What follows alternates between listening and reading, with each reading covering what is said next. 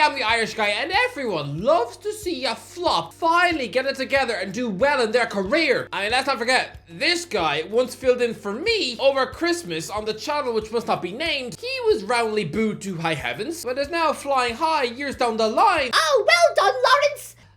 Wait. Why am I blocked? But listen, I'm going to take a look at every Premier League club and find one player who has been a flop. Their reputation is in the mud.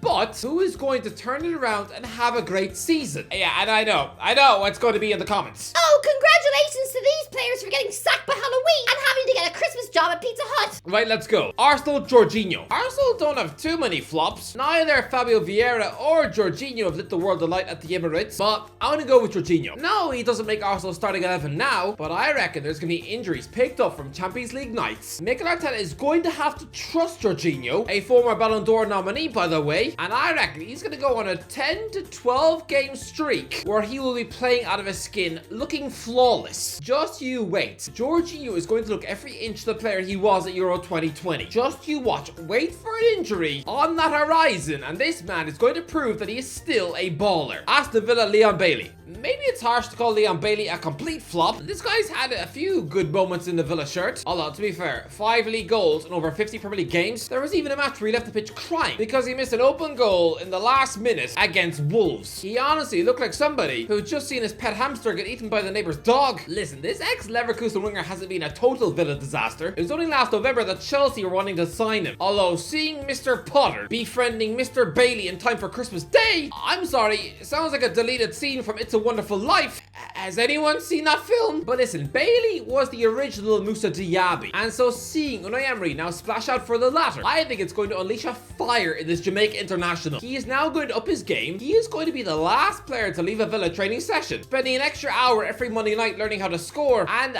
I'm going to stick my neck out here. He got 4 goals and 4 assists last season. Considering this is somebody the media wanted to stick in England's 2018 World Cup squad, that's really poor. This time out, I reckon 13 goals and 9 assists in all competitions. He's going to absolutely explode. And to prove it, okay, if he has another season where he scores less than 5 goals, then I will get a tub of Bailey's ice cream and drink it out of a toilet bowl. Bournemouth, Ilyas Zabarnyi. Let's be honest, Ilyas Zabarnyi had a pretty hideous start at Bournemouth. This is a 20-year-old centre-back who joined Gary O'Neill's men on the January transfer deadline day, and thanks to a pesky ankle injury, didn't actually make his debut until April. He didn't start his first match until May. 4 of his first 5 appearances in that Bournemouth defence were defeats. This fellow was a £20 million investment. The Cherries thought they were signing a quality, young, European centre-back, and yet he was about as disappointing as the taste of a broccoli ice cream, but I think a fit fresh Zabarnyi. I think under Andoni Iraola's guidance, I think it's going to be a strong season at centre-back for this man. He'll be so good that by next summer, this guy is going to be getting linked with Tottenham and Chelsea. Just you watch. Brentford, Mikkel Damsgaard. Mikkel Damsgaard, the Denmark magician who nearly broke English hearts with a free kick in the semi-final of Euro 2020. Yeah, I mean, nobody from England remembers that free kick now because you won that match. In the same way, Kieran Trippier could literally do a vox pop in Croatia, asking if anyone actually remembers his World Cup free kick. Yeah, it's 5 years later, and those Croatians are probably more likely to remember the finale of Scooby-Doo than they are that irrelevant, meaningless goal. But yeah, Damsgaard was supposed to be the immediate replacement for Christian Eriksen in that Brentford midfield last summer, and he was pretty pitiful. For a creative midfielder to score 0 goals and register just 1 assist in nearly 30 games, and even that was just against Gillingham, words cannot describe how poor that is. And you want to know the scariest stat of all? That free kick against England was the last time this boy's foot has ever put the football into the back of a net. That was nearly 800 days ago. So me putting my neck out, I'm predicting that he'll actually have a good season for Brentford. I have no basis for this. It would be like a school teacher at a parent-teacher meeting predicting that the dunce of the class, the one who drinks paint and spends the entire lesson just drawing cartoon mice on the wall and eating dog food out of a pencil case, it would be like predicting that he would ace his exams. It's just reckless advice. But I think Damsgaard will have a good season. Brighton, Billy Gilmore. Last season was a mess for Billy Gilmore. This guy was hailed as a Chelsea midfield wonder kid, then had a pretty traumatic loan spell at Norwich. Graham Potter chooses to bring him to Brighton on a 4-year deal. 2 weeks later, Potter sneaks off to Stamford Bridge himself, and yeah, Gilmore was just a bit part player, in and out of the starting 11, all the while having to deal with some crazy stalker. Imagine going home from Brighton training every day, living away from family and friends, and wondering whether or not you're going to find a pig's head on your door. Anyway, now that Moise Caicedo and Alexis McAllister have left Brighton, oh yeah, and that weird ex-girlfriend has been told to stay away, I reckon this season, under De Zerbi ball and in the Europa League, then Billy is going to cook.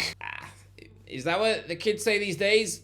Cook? Why do the new generation constantly talk like Jesse from Breaking Bad? Burnley Lyle Foster. Right. Here we've got 22-year-old striker Lyle Foster, a full South Africa international who Vincent Kompany rescued from Belgium in January. And he scored 1 goal in 15 games in the championship. What? This man who recently played for Monaco, and when he was in the Orlando Pirates first team, he was named among the Guardian's top 60 most promising young players in the world. He's not just some chubby meatball with all the natural talent of a brain-damaged pony. No, at one stage of his career, he was in a Monaco squad surrounded by Radamel Falcao and Thierry Henry. For a professional striker, that's an insane education. I know it's a big ask, expecting a championship flop to suddenly come good in the big leagues, but I just think learning under Craig Bellamy, who had similar attributes to Foster. I mean, Foster will probably develop his evil streak too, and yeah, by Christmas, could be trying to intimidate opponents by, I don't know, meowing at Kurt Zuma or threatening to poison Nathan Collins' mum. I think he's going to be Burnley's secret weapon. Although, his first name is Lyle. His middle name is Brent, and his surname is Foster. Lyle Brent Foster. Just a YouTube trio of blokes in their 40s.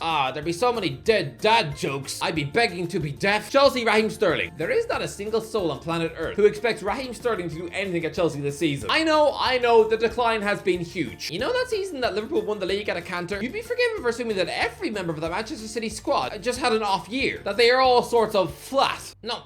Sterling scored a monster 31 goals during that lockdown season. And here we are just 3 years later, and he's just had a 6-goal Premier League season for Chelsea. He was scoring more than that when he was playing for a depressing Liverpool team that lost 6-1 to Stoke. Everyone thinks that Sterling is old news. But no.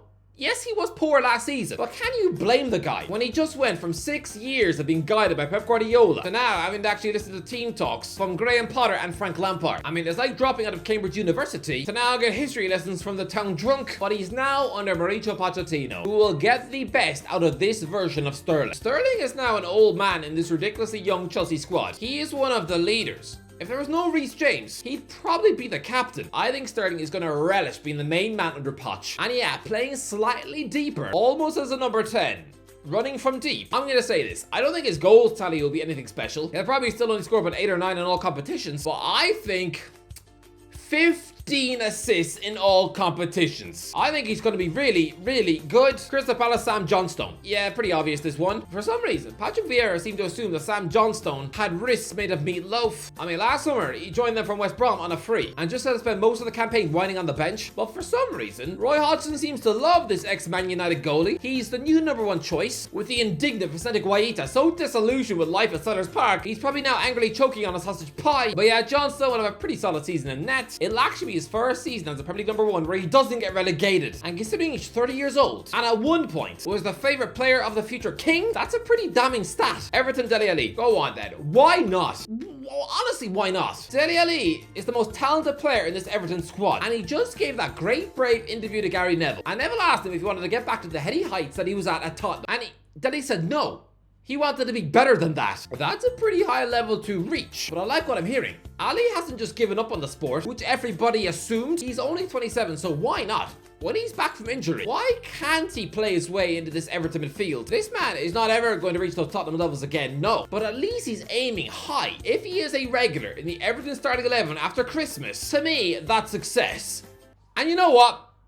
I think he's gonna do it. And you know what? Considering he's now got support and no longer just gets called a smelly pirate on Talk Sport, I think a revitalized Ali, he's gonna do well. Fulham, Carlos Vinicius. Even I'm not convinced. Carlos Vinicius has had a strange career. Has he been hoodwinking all of us? The Brazilian bloke has been across the continent, constantly being marketed as the next Adriano. He's been through Napoli, Monaco, Benfica, PSV, wound up at Tottenham, scored an FA Cup hat-trick against some team from Crosby. I mean, isn't that just a caravan side in Liverpool? And he decided to do the Mbappe flex. Yeah, that was a bit like if Canelo Alvarez threw a party just because he knocked out someone's granddad in a post office. I think Vinicius, after an underwhelming 5-goal debut season for Fulham, I think with Alexander Mitrovic gone, and with his competition being Raul Jimenez, an ex-Wolves goal machine, but who now probably gets a headache even when just having a nasty dream, with Mitrovic now off to be Neymar's mate, I think Marco Silva will initially persist with Raul up front until about Halloween, when everyone realizes that he's now got such a little self-belief. He's just now the Mexican Neville Longbottom, and then Vinicius will take over as the main centre forward for Fulham, and I think he'll double last season's tally, 10 goals in all competitions. I mean, the exact same number he scored for Spurs whilst just playing backup to Harry Kane. Let's not forget, this is a man who scored 24 goals in a single season for Benfica. That's twice as good as anything Jimenez could muster in a Benfica shirt. I think he's going to have a good year. Liverpool, Darwin Nunez. Speaking of ex-Benfica goal machines, Darwin Nunez has been unfairly written off as a big money flop. People are trying to pretend that this Uruguayan centre forward is just another Andy Carroll, some disgraced flop for Reading, and who now winds up in the papers for dancing with Kitty McPaws. But he did score 15 goals in his debut season for Liverpool. That's not terrible at all. He scored 15 goals in his first 42 Liverpool games. Yeah.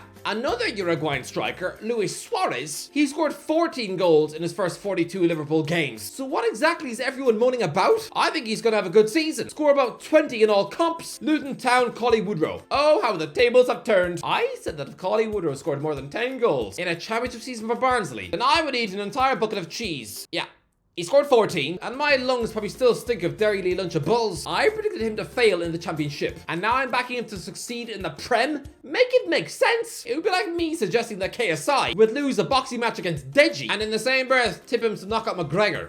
Just what? Well, go on then. Woodrow joined Luton from Barnsley last summer. He scored 3 goals in 31 games. That was the Woodrow I expected during lockdown. Listen, this is a man who was actually an up-and-coming teenage striker in the Luton Academy when they were rotting in the conference, joining them in 2008 from Buckhurst Hill after Tottenham had spat him out like a slice of cake covered in maggots. So Luton will mean a lot to him, as will being in the Premier League. He's only ever scored in this division once for Fulham 9 years ago, so he's due another one. I'm tipping Woodrow to score, let's say, 6 goals in the Premier League this season. And if he does, you all have to eat a bucket of cheese.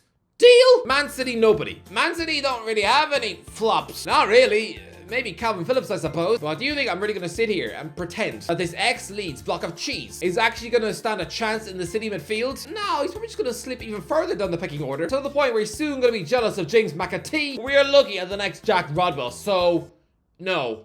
Next, Man United, Jadon Sancho. I have always believed in Jadon Sancho, and right now his career is absolutely in a hole. The man turns 24 years old in March, and he looks like he's firmly rooted to Eric Ten Hag's bench. That is embarrassing for an £85 million winger. His stats at Manchester United look so very Memphis Depay, which is not a good thing at all. It was only a few years ago this guy was a 20-goal-a-season winger in the Bundesliga, and after Shinji Kagawa and Henrik Mkhitaryan, he's just the latest Dortmund Old Trafford flop. This is his last chance at Man United before he gets booted out to somewhere like West Ham. But I think he will come good. He'll break into the starting 11 around November. Sancho will seize his chance, score 9 goals before the season is out, chipping in with 10 assists. I reckon he'll be electric on the wing, get back in the England squad, and save his career. Newcastle, Anthony Gordon. Again, Newcastle don't have too many flops taking up spots in this squad, so let's just say Anthony Gordon, who I guess was a little underwhelming after joining for £40 million from Everton in January. I mean, 1 goal in 17 games so far, but I reckon this is a season where we will actually add end product to his game. He'll score 10 goals in the Premier League this season. I know. This is a nearly 23-year-old man who's only ever scored 8 Premier League goals in his entire life. So this is probably about as insane as somebody wanting to kiss Mickey Mouse in the Disneyland toilets. But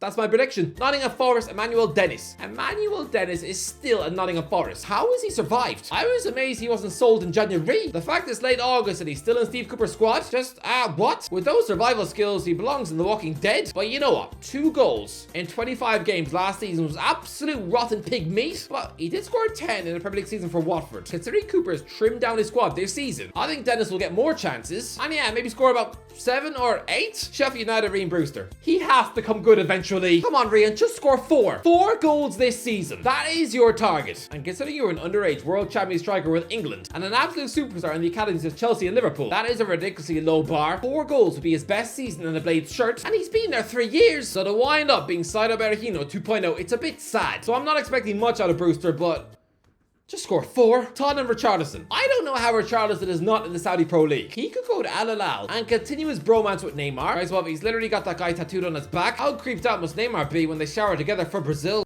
He can't talk. He's got a portrait of his sister on his arm. So very Jamie Lannister. But Richarlison also almost seems destined to play for Al Ittihad under Nuno, the former Tottenham boss, because Richie, he was literally born in a Brazilian town called Espirito Santo. But no, I think of all of these flops in this list, Richarlison is going to have the biggest turnaround. He scored 1 Premier League goal last season. Considering Carlo Ancelotti recently tipped him to rival for the Golden Boot at Everton, and that's really embarrassing. Well, come on, this man plays for Brazil. He does have the talent, and with Harry Kane gone, and with him assuming the responsibility as been the main centre forward for Spurs, I reckon he'll have the best season of his career. I'm going to say it. 16 Premier League goals and 21 in all competitions. Put him into your fantasy league team now. West Ham Maxwell Cornet. Maxwell Cornet had an awful debut year at West Ham. Remember how last summer, after a 9-goal debut season for Burnley, the bloke had literally half the Premier League chasing him, and then injuries ruined his season at West Ham. He had a goal unfairly chalked off against Chelsea early doors. He barely started the match for David Moyes and is still waiting for his first West Ham goal. Oh, go on then. He's a 26-year-old Ivorian winger who does have an eye for goal. This is his last chance. Yeah, he'll score about 6 goals in all competitions. Wolves Pablo Sarabia. Pablo Sarabia has been a Wolves flop. This is a 31-year-old attacking midfielder who has played for Real Madrid and PSG. He's got 9 goals for Spain. Joining Wolves in January, he should have been an absolute coup. But he scored once, lost his place, and spent 5 of the last 6 games rotting on Lopetegui's bench. But I think under Gary O'Neill, he won't be outstanding or anything, but he will show glimpses of that player who scored 22 goals in a single season for Sevilla before PSG came calling. I mean, even at a 20-goal season 2 years ago at Sporting Lisbon, there are goals in this man. I reckon he'll score 9. Anyway, that's the video. Let me know what you think. Let me know. Am I barking up the wrong tree? Let me know in the comments. If you enjoyed the video, don't forget to give a like, subscribe. As always, I'll talk to you in a while.